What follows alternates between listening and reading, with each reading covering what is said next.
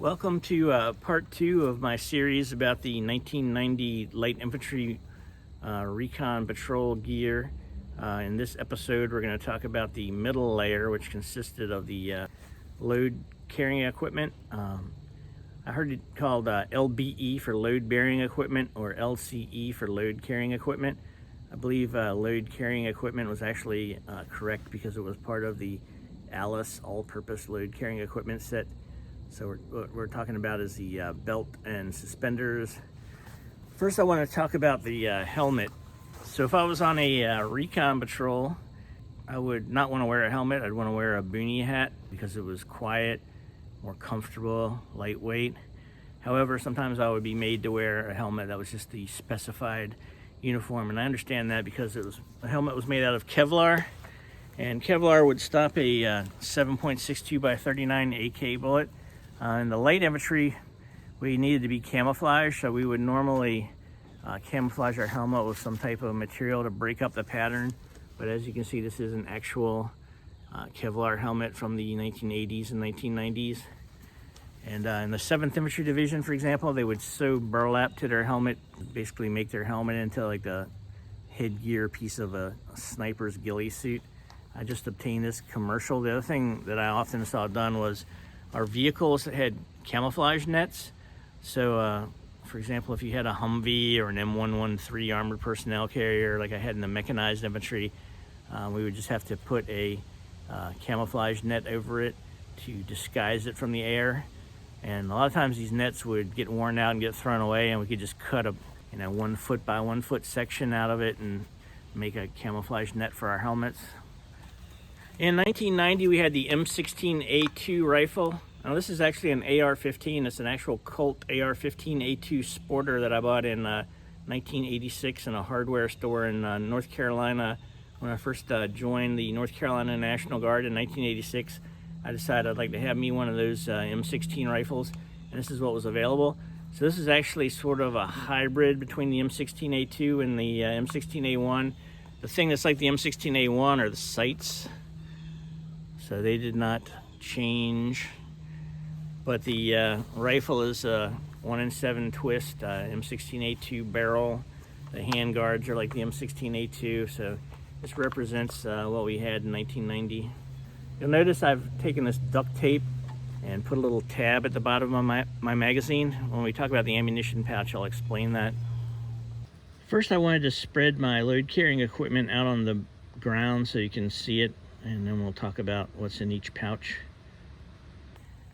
This is actually the Alice ammunition pouch. It had these little pincers that you'd squeeze to open. On the side, these were for fragmentation grenades. Unfortunately, I don't have any of those for you. Each magazine pouch had 3 30-round magazines, and they were difficult to grab because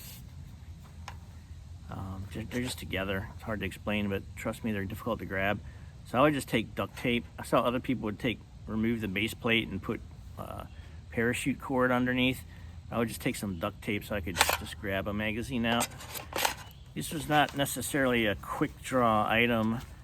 I think our philosophy back then is we were always going to be part of a small unit. So if we ran out of ammunition, our buddies to our left and right would still be firing, and we'd have all the time in the world to change magazines. So we weren't really looking for a quick draw option. We were primarily looking for something that would securely hold our magazines, so if we were on patrol in the dark, we wouldn't be dropping magazines everywhere.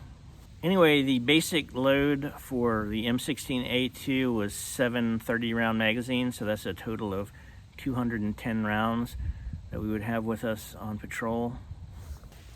You can always tell a lot about a soldier from his load carrying equipment. So in the infantry, we would always keep our right shoulder, or whatever our firing shoulder was, free of any type of interference, because we had to just be able to shoulder a rifle. We didn't want a flashlight or a first aid pouch or a compass pouch or something in the way. But if you had, aviators or nurses or combat service support soldiers, they might not really care about that, or they might be armed with a pistol or something like that, so they might have a flashlight here. The other thing we would always do in the infantry is always kept our ammunition pouches wide apart, because we'd immediately upon making contact with the enemy, we would go to the prone position. So we wanted to be able to lay down on our bellies without having our ammo pouches in the way. We'd want to be able to access our ammo pouches while we were in the prone position.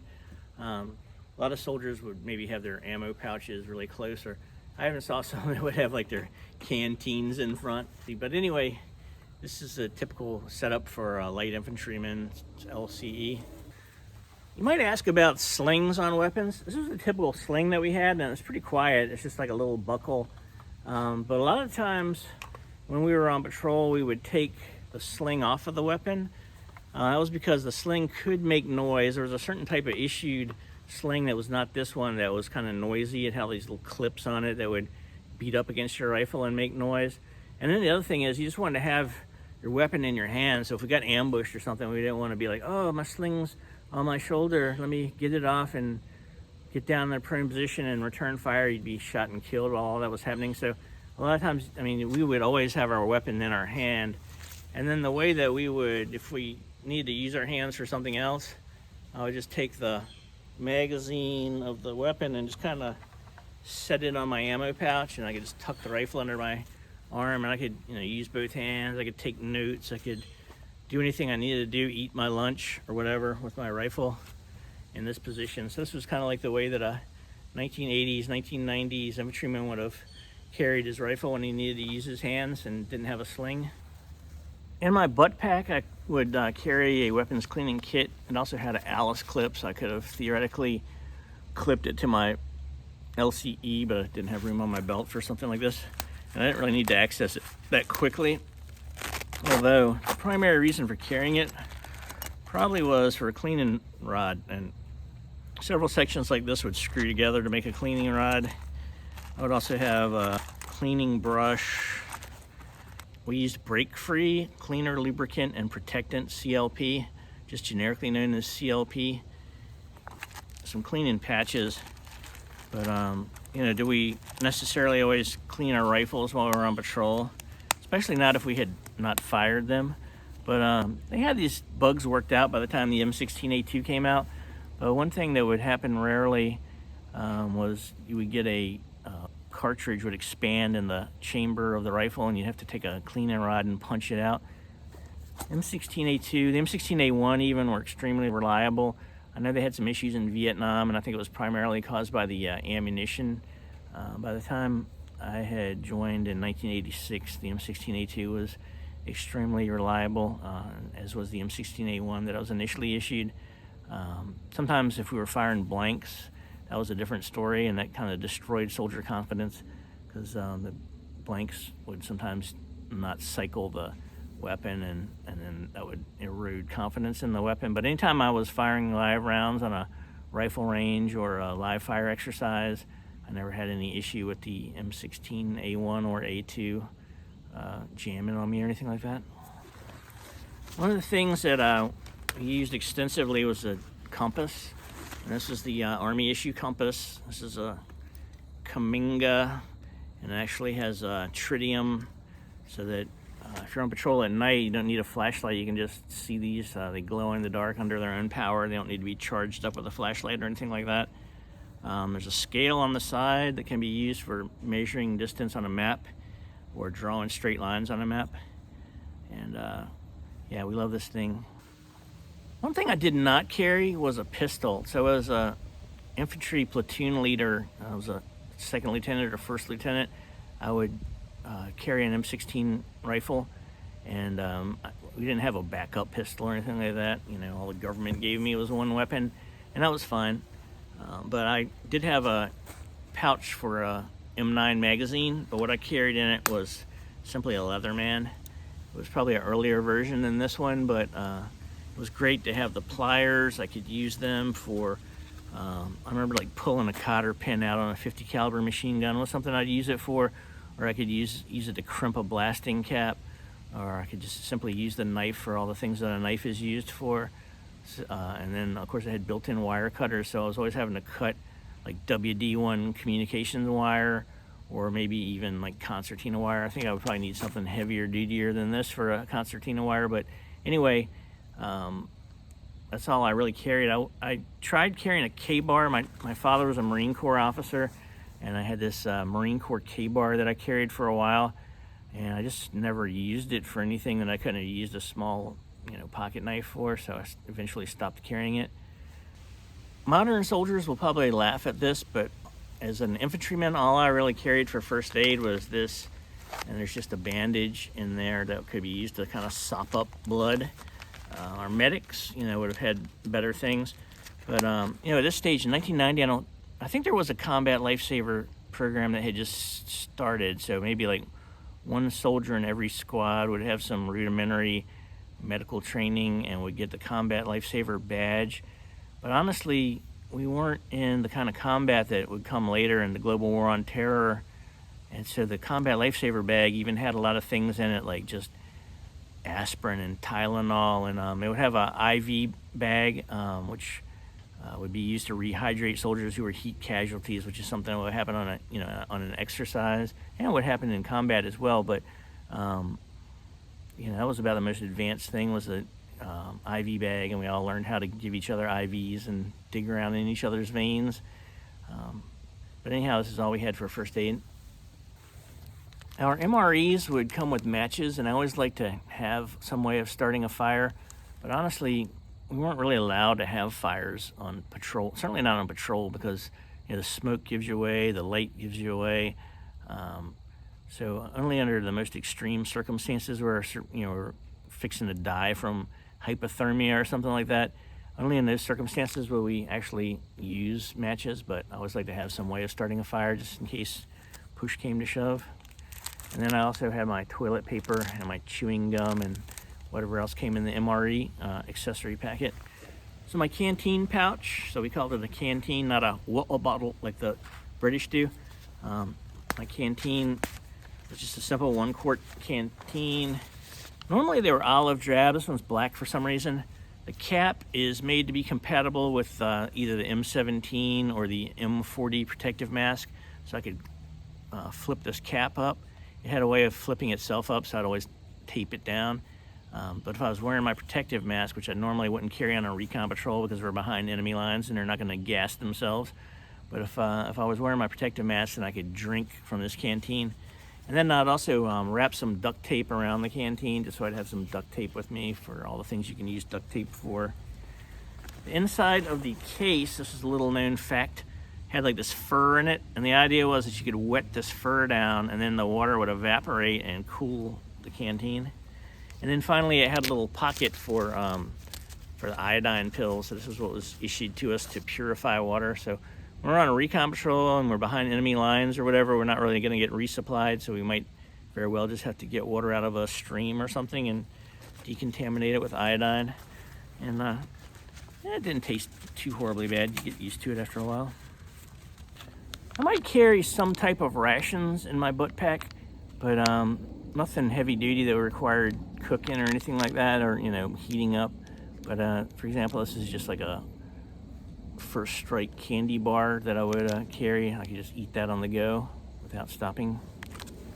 Of course, we'd always carry parachute cord or 550 cord named after the tensile strength, and it had 7 inner strands.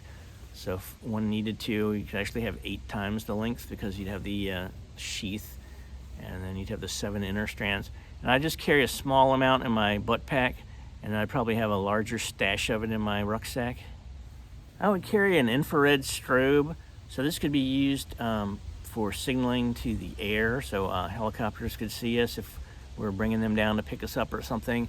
We could also use it to identify each other because it has an infrared shield, so if I had my night vision goggles, I would just be able to use it with the infrared shield and everybody could see me, but the enemy wouldn't have night vision goggles, especially in 1990. I mean, the U.S. was like the only country that had a lot of night vision capability in 1990, so we really did own the night. And then if I wanted, everybody to be able to see it with their naked eye, then I could just remove that little shield, and then the the strobe light itself would be exposed. Just takes 2 AA batteries. Pretty good piece of gear. Years later, when I was working for another agency, though, I was issued an infrared strobe light that looked about like a Lego, and you could just clip it to the top of a 9-volt battery, and that could just be carried in like one of those little Altoid survival tins. and it would do the same thing essentially, although it didn't have any visible light option. It just had an infrared LED in it that would flash. We used a red lens primarily to preserve our night vision capability, or our natural night vision capability. And what we do when we went on a patrol at night is we would take about a half hour. We would just like halt for a half an hour at the beginning of the patrol. After about 30 minutes, the eyes just naturally adjust. There's a substance on the retina called visual purple that makes the retina much more sensitive to light. But that's destroyed under white light. So the red light would allow us to, I could look at my map. The maps were all made to be red light readable. And I could, look at my map or whatever without ruining my night vision, my natural night vision. And then this would just pop off. So I had like this little housing. So then if I really did need white light, then I could just use the white light. The other thing you could do is you could unscrew this bezel at the end and you could put the lens directly there, but that wouldn't give you the option of white light. So I'd keep it like this, and most of the time I would just use the red light. The state-of-the-art night vision in 1990 was the ANPVS 7, and I happen to have one here because when I was a captain in the Army, I was single, didn't have any kids, didn't have a wife, didn't have anything to spend my money on. So I would, so I actually paid a couple $1,000s and got my own ANPVS 7 night vision goggles, which still work to this day. But anyway, so this was it just had one tube, and then it had two eyepieces, so that one tube was like feeding the image to both eyes. These cups would be around your eyes so that the light from the night vision goggle itself wouldn't be visible to the enemy. The goggle was passive, so it would just amplify light from the surrounding environment, but it also had an infrared LED on it that we could use to, especially if we're doing something close in, or let's say you're inside of a vehicle or inside of a tent or something where you're not getting any ambient light, you could use that to light. And then also we could use it for signaling. So if we needed, if my friends had a set of ANPVS 7s, then I could use the light on there to like signal, like maybe when we're doing a passage of lines or something. I think 2 blinks means you can approach safely, or whatever signal we worked out. And then it came in this pouch like this that fit onto the LCE. And then this was the head harness. So I didn't have a helmet clamp. I didn't really see those helmet clamps until the global, until GWAT, they became popular. But you would just wear this on your head like a hat, and then clip the ANPVS 7 night vision goggles to that. Or you could just use it, like a night vision binocular or something. And you could also do cool things like there were infrared chem lights, so silently made infrared chem lights, so I could mark, I could like have my little hooch set up with an infrared chem light, and then I could find it at night with the night vision goggles, but nobody else could see it. So those were all good times. Another thing I would carry in my butt pack would be like a small pair of binoculars. I don't want to carry a big heavy-duty pair of issue Steiner binoculars because the weight was just too much, but I could just have a little pair like this, and that way if I was observing an enemy position or something, I could have 10 times magnification, even though the light gathering capability is pretty poor on these small binoculars. In the daytime they work fine.